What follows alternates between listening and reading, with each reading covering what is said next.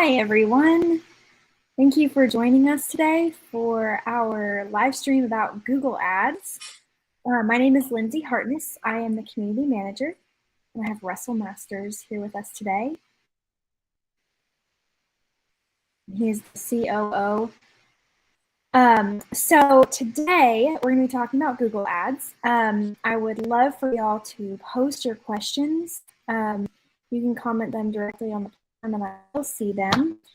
But I'd love to answer any of your questions. Russell would love to answer any of your questions. And then even if you're watching this later after our live stream has ended, please feel free to post your questions because we will answer after as well.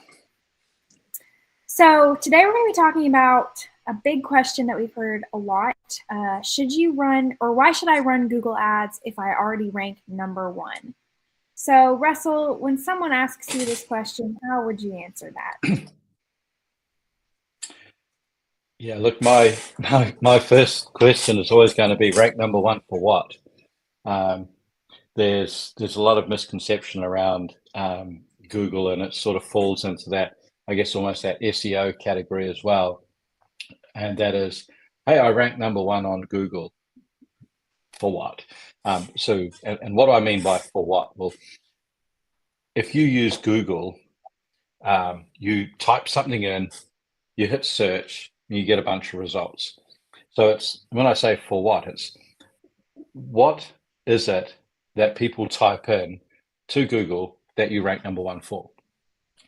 More often than not, it's their business name. Russell's Gymnastics Club, Lindsay's Dance Studio. And you should rank #1 for that. If you don't, then maybe we've got some other things we need help you with, but you should rank #1 for that. So that'd always be my first question is, what do you rank #1 for, right? So if somebody knows you, they're going to type into Google, you're going to come up.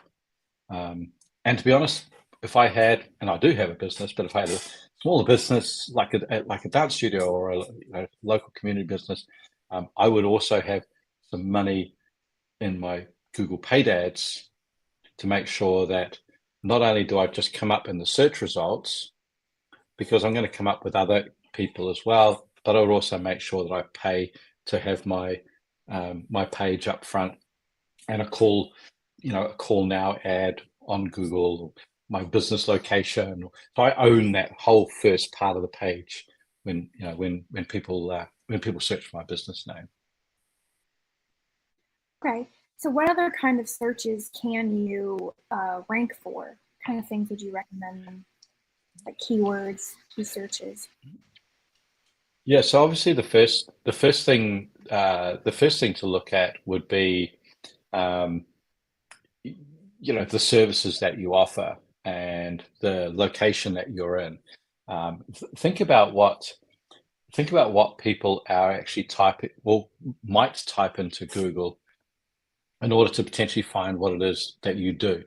And one really good way to achieve this is actually ask the parents that are currently have children enrolled with you, like how they found you, and if they use Google, what sort of things did they type in? And you might find that they typed in things like, I'll use some examples because we've done some keyword research for a few clients. It might be things like gymnastics classes near me. It might be dance studio, kids classes. They might have near me. They might not use near me. Google is pretty good at identifying who is a local community-based business, and if it is a community business, and if the search looks like it's looking for a local business, then Google's pretty good at sort of identifying that and trying to give you sort of local results as opposed to sort of like online results. And what I mean by that is like business results might have a Google business profile as opposed to like a website maybe selling a subscription or a service or product. So thinking about the products that you offer, and if you break it down, right, the first thing is you want to have your brand in there. So your brand name, Russell's Gymnastics Club, whoever's dance studio, like have that brand name so that when people are searching, you're not just relying on on you ranking #1 in Google, but you own that, right? The second one is, what are the services that you offer? So, if you offer gymnastics classes, dance classes, swim lessons, then those are your big overarching keywords, if you like. And then you might get a little bit more specific in the types of gymnastics classes or the types of dance classes. I don't know how many types of swim classes there are, but there's swim lessons for kids, there's beginner swim lessons, competitive team, etc.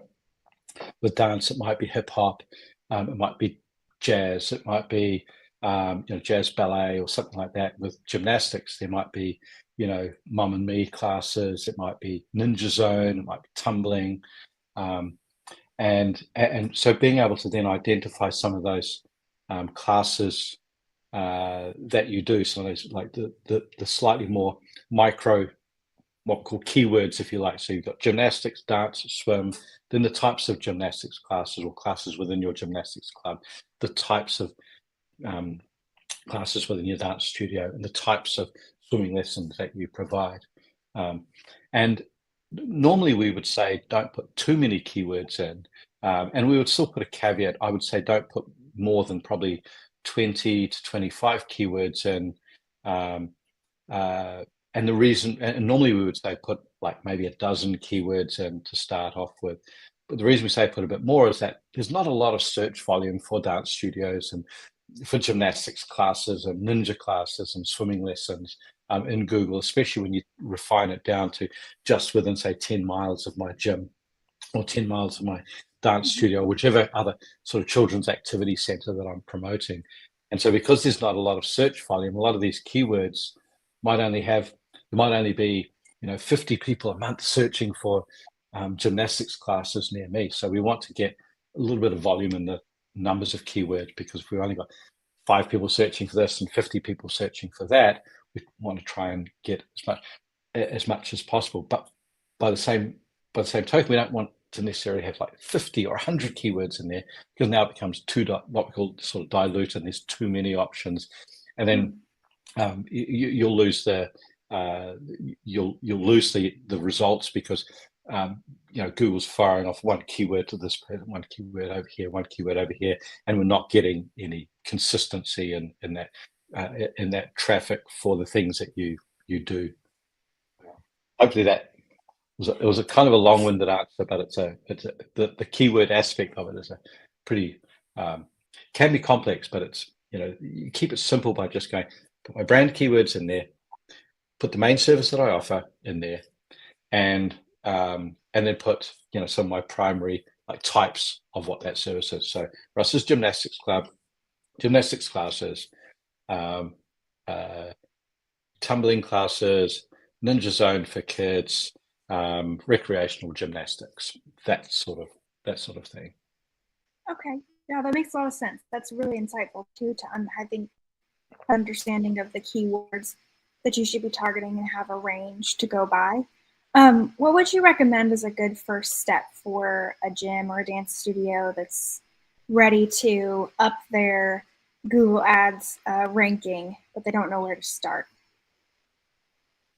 Go to google.com and literally start there. So, and that sounds a little bit simple, right? But it's actually so valuable, because when you go into Google and use the search engine, you'll get an idea of what results are going to appear in Google. And what you want to do is there's two ways that you can approach this. You can either approach this wearing the shoes of a parent that has a child enrolled in your gym, and maybe how would they have got there? What sort of things might they have searched on? And if you've already asked some parents and you've said, hey, how did you find out about me? Did you use Google? If you use Google, what sort of things were you searching when my business came up? And try putting those keywords in. Now, you're not necessarily running ads, but you should see your business come up, because even in a relatively densely populated area, there's probably not going to be 100 gymnastics clubs in your community, and maybe try using like near me after some of the keywords, just to get an idea of what comes up. um, and it just you just start to get a feel. And if you think about another gymnastics, like a competitor, go onto their website, find out what they do, and then think of some words that might have them appear up in a Google search result. It'll also give you the opportunity to see whether or not they're running ads.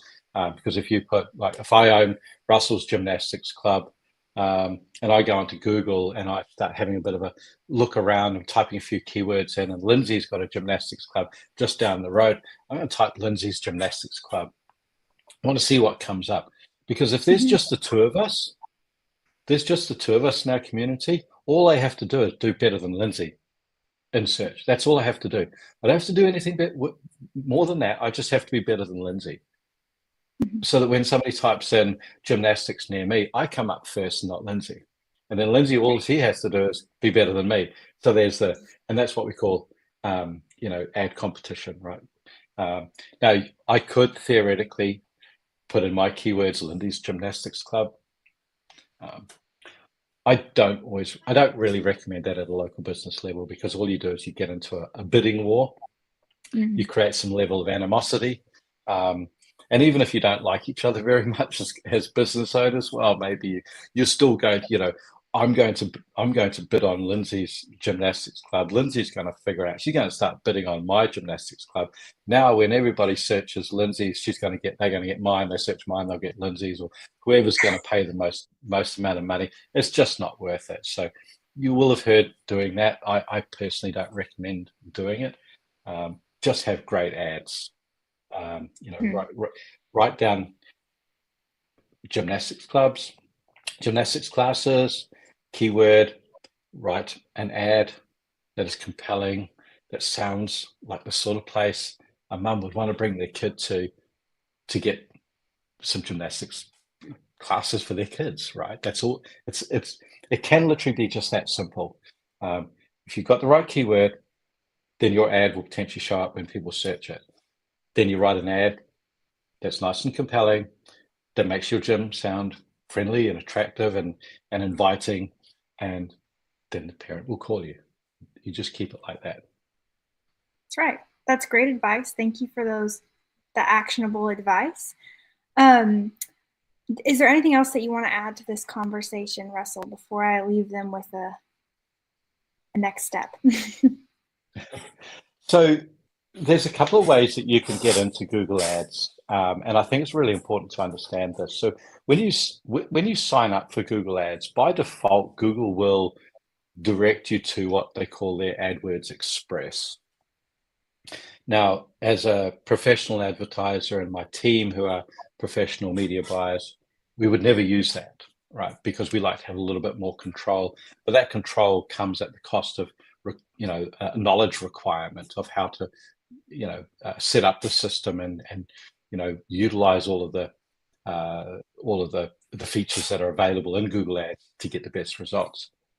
So if you're not at that level, and you can get to that level, right? I'll tout our own trumpets here. We have a course called the Revenue Toolbox, and Google Ads, while we don't go into, it's not a week-long course, but we give you a very good sort of inroad into how to use Google Ads. And there are, Google itself does have courses. So if you want to get down that route, then, use what they call the advanced layout. But if you're just getting started, it's okay to just start with Google Ads Express. Now, it doesn't give you a lot of control, and it might not, and I'm going to give you this caveat, right? It might not give you the results that you want. But sometimes it actually does. And for just a local campaign, if you're just wanting to drive some traffic to your website, maybe get a few phone calls, and you've never done this before, and you're not maybe planning to be a Google Ads expert, then try the AdWords Express. It will pick up it'll try and find some keywords for you. It'll kind of guide you through the process. And if you're only spending $5 or $10 a day, then it's okay, right? It's at the very least, it's going to send some people to your website. It's going to put your brand in front of people for the types of services that you want to offer, and it's a good way to sort of get your feet wet, if you like.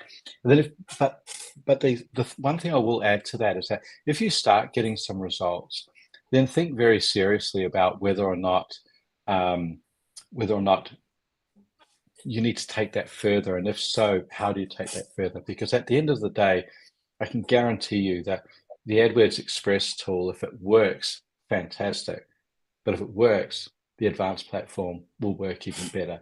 So whether that's having someone else take it over and manage it for you, or whether that's just investing some time into learning how to do it for you. But that would be my advice to people who are just getting started right now.